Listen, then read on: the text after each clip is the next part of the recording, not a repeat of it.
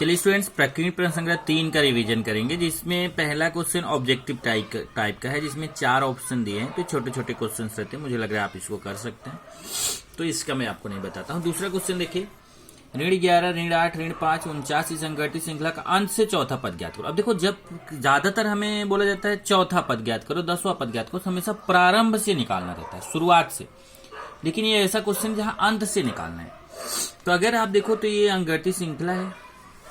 अगर इसमें आपको बोला जाता है कि अंत से चौथा पद निकालो, तो इसका मतलब अंत से चौथा पद का मतलब अंत से 1, 2, 3 पद छोड़ दीजिए, उसके बाद चौथा आएगा। तो 3 पद छोड़ दीजिए। तो पहले हम पता करेंगे तो इस अंगगठित श्रृंखला में कितने पद हैं। देखिए, ए का मान दिया है, डी का मान पता कर लेंगे, टीएन अंतिम पद पता है, तो हम एन का मान सबसे पहले निकाल लेते हैं। इसमें 21 पद हैं। अब 21 पद, टोटल 21 पद है यहां से यहां तक। उसमें से लास्ट के 3 पद, चौथा पद का मतलब हुआ लास्ट के 3 पद छोड़ दीजिए। तो 3 छोड़ देंगे, 21 में से 3 निकाल दीजिए, तो इसका मतलब जो 18 पद बचे। तो अगर अंत से चौथा पद बोल रहा है, मतलब शुरुआत से 18वां पद। यहां देखिए, अंतिम से चौथा पद अर्थात अंत के 3 पद छोड़कर, अर्थात प्रारंभ से 18वां पद पूछा गया है। तो अब आप T18 यहां पर निकाल लेंगे, TN का सूत्र लगाएंगे और T18 निकाल लेंगे। इसी को एक दूसरी विधि से भी यहां दिया गया है। किसी अंगगठित श्रृंखला का 10वां पद 46 है, 5वें तथा 7वें पदों का योगफल 52 है, तो वह श्रृंखला ज्ञात करो। देखो, 10वां पद 46 है, T10 दिया है 46, तो इससे एक समीकरण 1 प्राप्त हो जाएगा। और उसके बाद 5वें और 7वें पदों का योगफल 52 है, तो यहाँ T5 plus T7 equal to 52, इससे समीकरण 2 प्राप्त होगी। दोनों समीकरण हल कर लीजिए, ए और डी का मान निकाल लीजिए। जब ए और डी का मान निकल जाएगा तो आप श्रृंखला इजीली निकाल सकते हैं।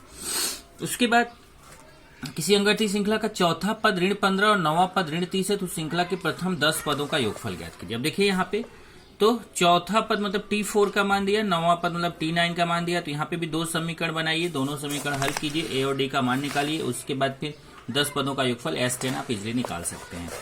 5वां क्वेश्चन देखेंगे, 2 अंगगठित श्रृंखला एक दी गई है 9, 7, 5 डॉट डॉट डॉट, दूसरा 24, 11, 21, 18 डॉट डॉट डॉट। इन 2 श्रृंखलाओं के n वें पद समान हो तो n का मान ज्ञात करो। तो बहुत आसान है, इस श्रृंखला का n वां पद निकाल लीजिए, इस श्रृंखला का n वां पद निकाल लीजिए और दोनों को आपस में समान कर दीजिए, आपस में बराबर कर दीजिए। इससे आपको n का मान आसानी से मिल जाएगा। इसके बाद आ जाइए 6वें क्वेश्चन की तरफ चलते हैं।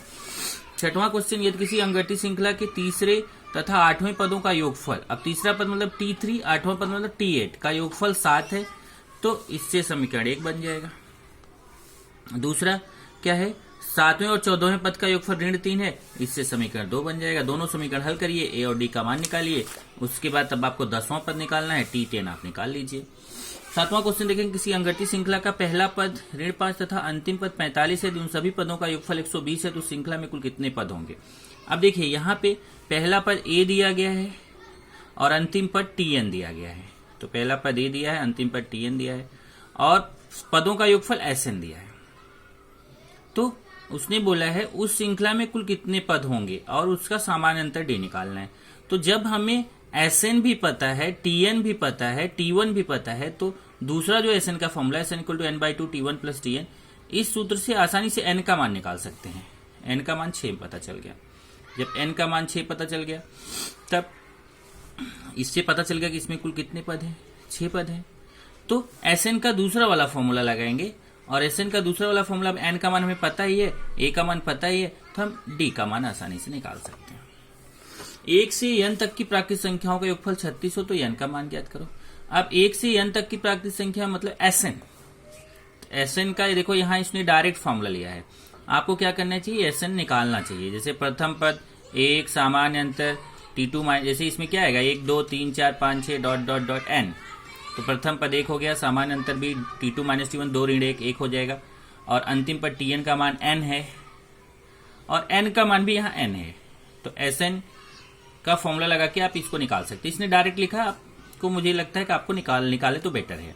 फिर इसका मान 36 रख दिया, यहाँ वर्ग समीकरण बनेगा, उसको हल किया, माइनस में हो नहीं सकता n का मान, तो n का मान प्लस में ले लेंगे, आंसर हो जाएगा।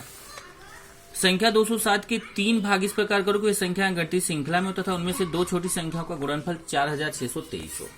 अब देखिए, इसको कितने 3 भाग करने हैं, तो आप जानते हैं 3 भाग कैसे लेना रहता है, 3 संख्या a minus D A plus D.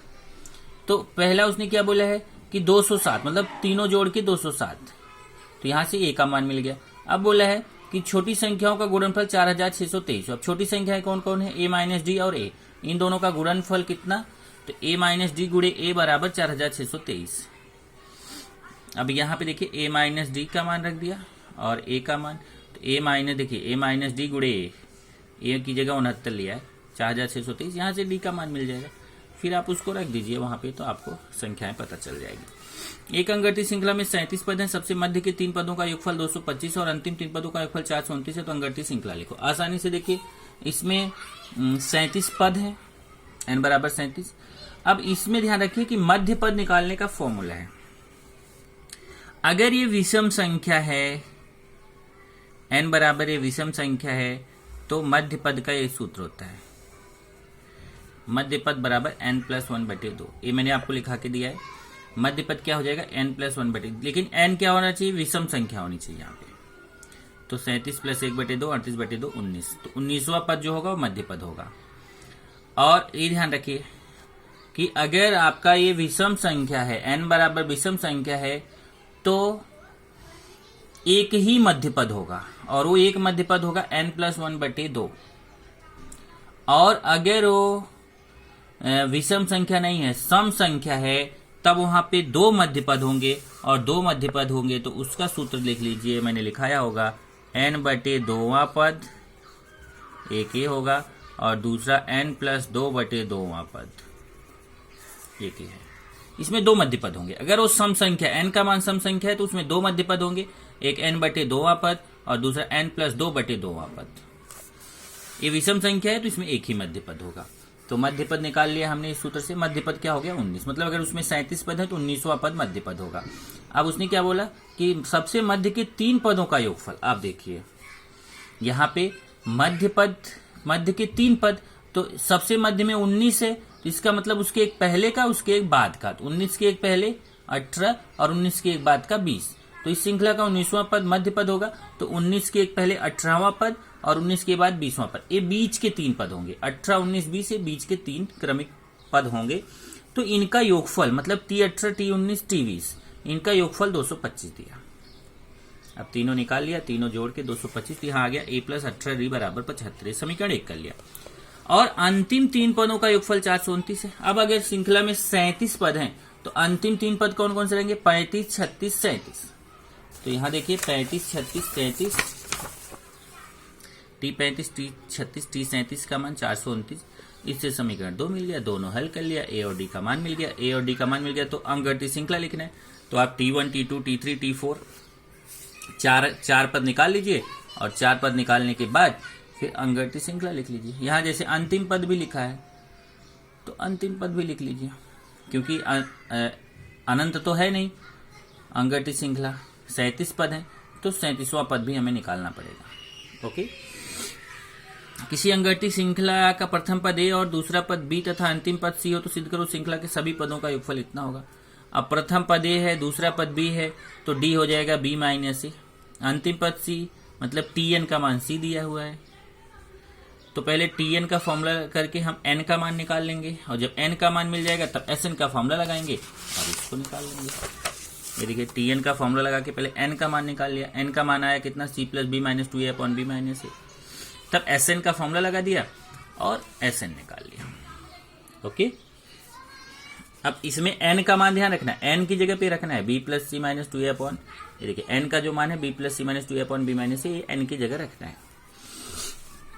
यदि किसी अंकगणित श्रृंखला के प्रथम p पदों का योगफल प्रथम q पदों के योगफल के बराबर हो तो सिद्ध करो कि प्रथम p + q पदों का योगफल 0 होगा। अब यहाँ पे देखिए प्रथम p पदों का योगफल मतलब sp, और प्रथम q का पदों का योगफल मतलब sq। sp बराबर sq दिया है, तो sp n की जगह p हो जाएगा, और sq में n की जगह q हो जाएगा।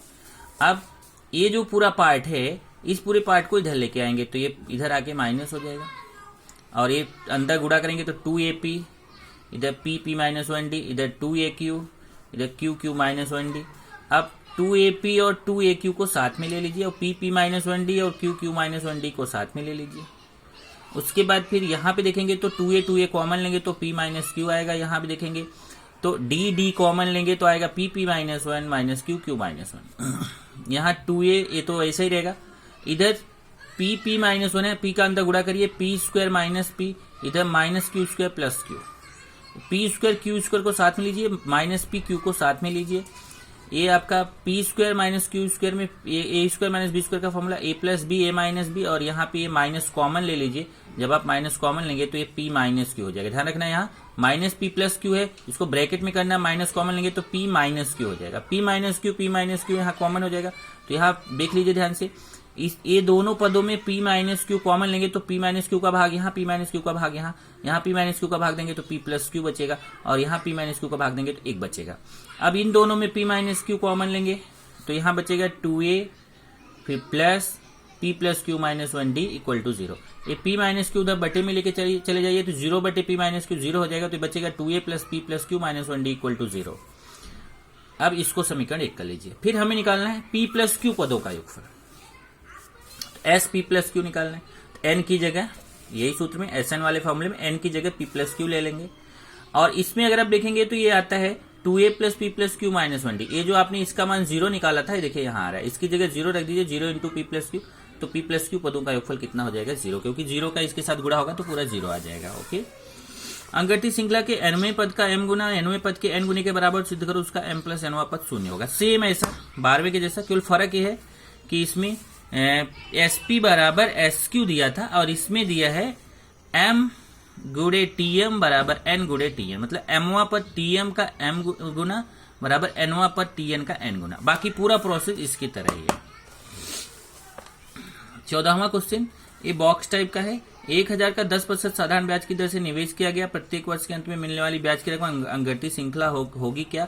जांच करो यदि अंगठित श्रृंखला में तो 20 वर्ष पश्चात प्राप्त होने वाली ब्याज की रकम ज्ञात करने के लिए नीचे दी गई कृति को पूर्ण कीजिए। अब यहाँ देखिए साधारण ब्याज का सूत्र लगाया है और उसमें मान रखा है 1000 रुपए मूलधन P हो जाएगा, 10% है तो R का मान 10% हो जाएगा, और प्रत्येक मिलने वाली ब्याज की रकम अंगठित श्रृंखला होगी क्या? जांच करो यदि अंगठित श्रृंखला में 20 वर्ष पश्चात समय, यहाँ पे पहले क्या बोला है, 1 वर्ष में हम निकालेंगे। अगर एक वर्ष में कितना ब्याज होगा तो 1 वर्ष में ब्याज निकालने के लिए ये देखिए मूलधन P का मान 1000, R का मान 10 और समय 1 वर्ष है बटे 100, 1 वर्ष में 100 रुपए प्राप्त होगा। फिर 2 वर्ष का निकालेंगे तो यही बाकी सब वही रहेगा, केवल 1 की जगह 2 रख देंगे तो यहाँ 200 आ जाएगा। 3 वर्ष का निकालेंगे तो यहाँ 300 आ जाएगा। इस तरीके से हम 4, 5 और 6 वर्ष का भी निकाल सकते हैं, 400, 500, 600 इस तरीके से आता जाएगा। तो ये देखिए अंगठित श्रृंखला मिल जाएगी ना कि पहले 100 फिर 200 फिर 300 फिर 400 फिर 500 फिर 600 इस तरीके से अंगठित श्रृंखला मिलेगी। तो उसने बोला अंगठित श्रृंखला प्राप्त होगी, हाँ प्राप्त होगी। 20 वर्ष पश्चात कितना होगा तो T20 निकाल लेना है, डायरेक्ट T20 निकाल लीजिए, आपका आंसर आ जाएगा। बॉक्स टाइप का क्वेश्चन आपको करना है। अब ये यहाँ से चैप्टर खत्म भी हो जाता है।